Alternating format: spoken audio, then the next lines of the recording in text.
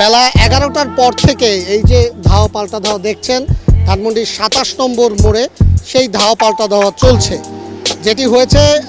ধানমন্ডি 27-এর এই রাস্তা দিয়ে অর্থাৎ রাপা প্লাজা থেকে ধানমন্ডির দিক থেকে প্রথমে বেশ কয়েকটি শিক্ষা প্রতিষ্ঠানের শিক্ষার্থীরা যাদের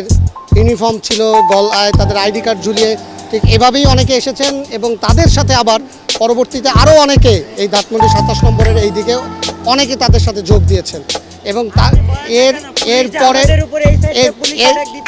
এরপরে যেটি হয়েছে আমাকে একটু বলতে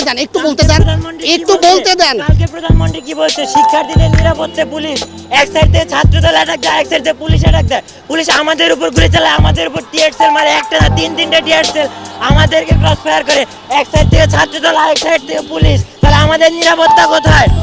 নিরাপত্তা কোথায় যেটি হয়েছে এরপরে যেটি এখানে এর আগে আওয়ামী লীগের লোকজন যেটি ছিল তারা একেবারে এই মানিক মিয়া এভিনিউ মোড়ে তারা অবস্থান নিয়েছিল বেশ আগে থেকেই। তারপরে শিক্ষার্থীদের সাথে এই ধাওয়া পাল্টা ধাওয়া চলছেই। মাঝখানে যেটি হচ্ছে পুলিশ এখানে মাঝে মাঝে টিয়ার সেল নিক্ষেপ করছে এবং শিক্ষার্থীদের সাথে ধাওয়া পাল্টা ধাওয়া চলছে। এইভাবেই গত কয়েক ঘন্টা এই 1 ঘন্টার মতো প্রায় হয়ে গেল